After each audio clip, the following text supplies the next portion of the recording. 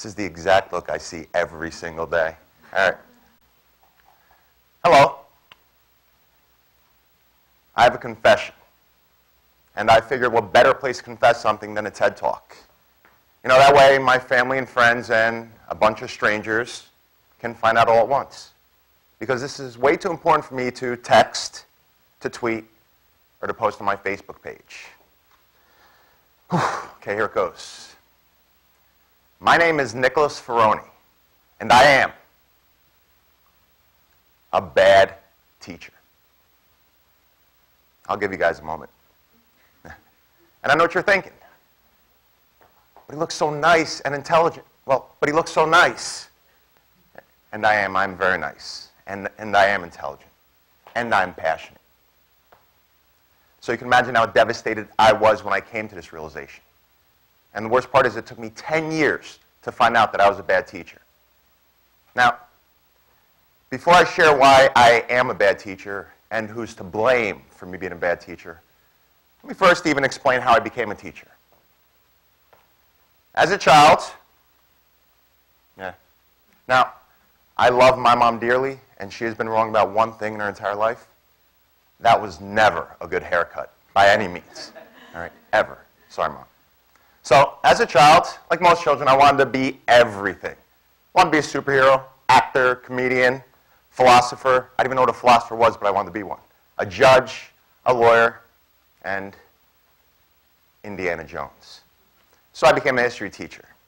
In high school, I was a pretty good athlete, so I went to Rutgers where I played football and studied history. Well, I didn't play much. Actually, I didn't play at all. But I was on the team, and that did allow me free time to focus on other things. After college, I ended up doing a little bit of modeling. At the same time, I was going through the process of getting my teacher certification. I ended up booking a few modeling campaigns. And one of them actually caught the attention of a casting director from a soap opera. Now, if you guys don't know what soap operas are, they were those shows that were on TV for the past 30 years during the day with very bizarre plot twists, which every episode consisted of somebody confessing their love, somebody confessing to a murder, and for some reason, somebody getting amnesia. All right? So I met with this casting director. And of course, he asked me, have you ever acted before? My honest response was, well, I've lied to my parents a few times and I got away with it. And they're tough to fool. So yeah. And that's actually how I got into acting. I figured it was only a matter of time before they realized how bad I was. I was horrible. But, lo and behold, they actually wanted to involve my character more and more and give me more lines. At the same time I was doing the show, a social studies position opened up in my old high school. So now I'm faced with the big question. Do I continue acting or trying to act? Or do I become a history teacher and do something that I've always wanted to do? Something that I was passionate about and something that I thought I'd be really good at. Now, believe me, looking back, if I knew I was going to be a bad teacher, I would just stay an actor. Because we all know bad actors do a lot better than bad teachers, right? Ryan Reynolds? Yeah, maybe? Okay. Now you can understand why it was so devastating for me to come to this realization. And honestly, I didn't want to be a bad teacher. I tried to be a good teacher. I tried to do what education policies were telling teachers to do. All right? I tried to put my students' test scores ahead of their actual needs. All right? I focused on certain things that can't be evaluated. For some reason, if you're not familiar with education policies, they're asking teachers to do things that may be a little impractical. To put it very simply, if your students do well on certain tests, you are in fact a good or effective teacher, and you deserve a raise, tenure, or praise. But if your students do bad on certain tests, you are in fact a bad or ineffective teacher, and you deserve to lose money, lose your tenure, and lose your job. Now, it sounds very practical, and it would be if every student was exactly the same, with the same foundation, the same home life, with the same learning ability, learning style, even eating the same breakfast. But that's not the case. Education policies are suggesting that if If I'm a good teacher and my students are hungry or depressed, I can get them to care more about history than food or being loved. Does that sound practical? They're also suggesting that a teacher, and only a teacher, is responsible for that student's academic performance. So, why am I a bad teacher? I'll tell you. I'm a bad teacher because I put my students' emotional stability, their hopes, their dreams, before their standardized test scores. I'm a bad teacher because I care more about what my students do and become when they leave my classroom than what they produce while they're in my class. I am a bad teacher because I care more about teaching my students to think for themselves, to question everything and everyone, even me, than to memorize facts and learn the art of multiple choice test taking. I'm a bad teacher because I can't walk into my classroom every day, look at my students and say, I don't care if you're depressed. I don't care if you're hungry. I don't care if you're abused. I don't care if you're suicidal. I need you to study and do well on this test because if you don't, I will be labeled an ineffective teacher and I will lose money, my tenure, or my job. I know. I'm a bad teacher because I put Maslow's hierarchy of needs before Bloom's taxonomy. But I'll be honest, it's not my fault that I'm a bad teacher because I only taught the way that I was taught. I just imitated all the teachers that I had. About the same time that I accepted that I was a bad teacher, I also realized that that meant that all my teachers throughout my life have been bad teachers. So when you have people like Bill Gates, Michelle Rhee, Governor Christie, and Time magazine telling you that there's so many bad teachers out there who need to lose their tenure and be fired, they're telling the truth.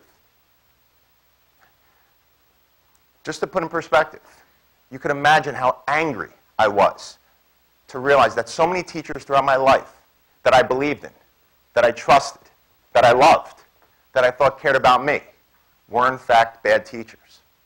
I was just too young and naive to realize it at the time.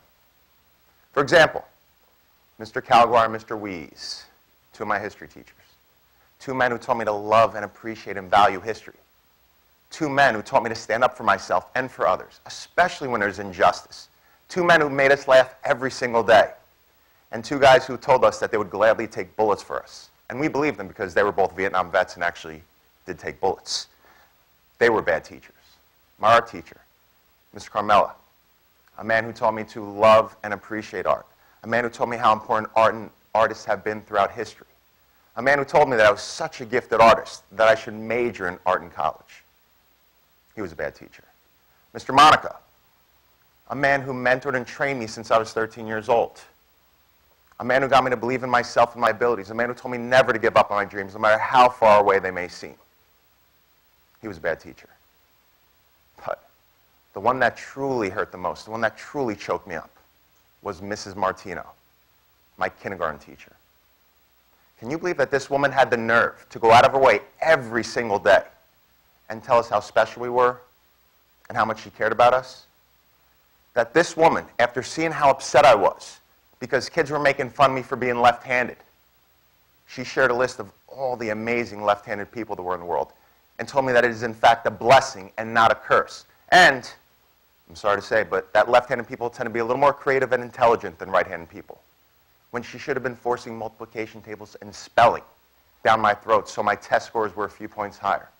But the worst story, the one that really proves that Miss Martino was a bad teacher, happened recently. You see, one of the biggest reasons why it took me 10 years to realize I was a bad teacher was because I was getting a lot of attention and being told that I was an amazing teacher. I even had people telling me that I was the greatest, most intelligent and handsome teacher to ever live. But my mom tends to be a little biased of her kids, so that's fine. All right? I was being praised for my passion and creativity as an educator, for my commitment to my students. I was actually recognized as one of the most influential educators in America. I was on the cover of magazines. I was featured in articles and news segments. And for some strange reason, People magazine even named me the sexiest teacher alive. I am still not sure how I feel about this. And no, my mom did not write 1,000 letters to the editor. Actually, I don't think my mom wrote 1,000 letters to the editor, but never mind. So, And like all the bad teachers that I had, I did things for my students that could not be evaluated nor are in the curriculum. Like the time I took a group of my students who want to be musicians and singers to spend the day with R&B legend Maxwell. Or when I took a group of students who are interested in fitness and nutrition to work out with and talk to my friend Catherine, who is a celebrity personal trainer. Or when I took two of my school's most talented students, an incredible performer and an aspiring filmmaker, to the All-American High School Film Festivals, which is the Oscars of high school film festivals. Or that time I actually invited one of my dear friends, who just happens to be one of the biggest celebrity hairstylists in the world, to come by my school and inspire our cosmetology students. And that magazine cover that I was on, it was actually shot by one of my former students, who is now working for an incredible photographer in New York City. So, now you could understand why I was in denial about being a bad teacher and why it was so upsetting to realize that so many of my teachers, especially Mrs. Martino, were in fact bad teachers. Now, I am often asked to speak to educators. Well, I was asked before I confessed to being a bad teacher. So before this talk, I was asked to speak to educators often. And I'd always tell this one story about Mrs. Martino. How I was having probably the worst day any kid could ever have. It was either because girls were making fun of me because I had big ears and called me Dumbo, or because I used to walk pigeon-toed. So she noticed. So Mrs. Martino came over to me with a big smile on her face and carrying my favorite toy in her hand, He-Man action figure. She leans over and she says, "Nicholas." And not to mention, at the same time she's talking to me, she's keeping my one friend Danny from trying to kiss every girl in class and my other friend Timmy from eating glue and glitter. Yeah, kindergarten teachers are saints. Or at least I thought they were. So she leans over and she says, "Nicholas, I want you to have this. And not to play with, but to keep. It's yours." So, my favorite teacher said I could keep my favorite toy. Needless to say, my mood, my day, and my life changed instantly. It didn't matter what happened after the point. Now, over the years, I've kept in touch with Mrs. Martino. We're friends on Facebook. So whenever I do a news segment, an interview, especially the ones I mention her, I'll send her the link. Recently, I sent her one of the interviews I did, and I got a message back. She wrote, "I am so proud of you, and I love you so much, but I have to tell you something." Now, I don't know much about women, but I do know when a woman says, "I have to tell you something," or "we need to talk," it's never a good thing, ever. You run. So my first thought is, what does she have to tell me? Was I not handsome and talented? Was I actually ugly and talentless? Did I smell? Was I not creative? What was it? So I take a deep breath, and I reply back, "Is everything okay, Mrs. Martino?" A few minutes pass. She writes back, "I am so honored that you think so highly of me, and I meant that much to you. But I just want to clarify something." Again, not a good response. My heart is beating 100 miles an hour now.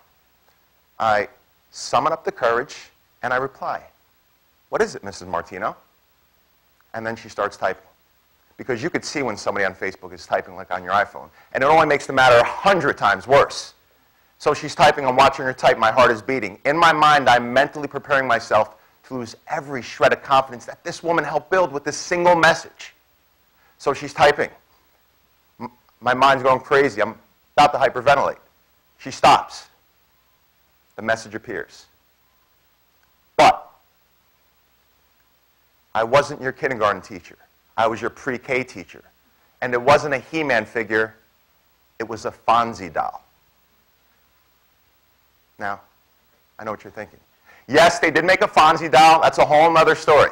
All right? The point is, how bad of a teacher was Mrs. Martino? That after 25 years and thousands of kids later, this woman remembered the grade, the toy, and the very moment when I even forgot. So, my name is Nicholas Ferroni, and I am a bad teacher, and I'm okay with that. And when I travel, all I meet are other bad teachers. Bad bad teachers who reassure their students every single day how great they can be and help them discover what they're great at. Bad teachers who make their students feel more loved at school than they do at home. Bad teachers who give their kids money for food, for clothes, and hugs because they desperately need it. So thank you to all the bad teachers out there, like Mrs. Martino, who give their hearts, their souls, and their knowledge to their students every single day. The world needs more bad teachers, and they deserve a raise. Thank you. All right.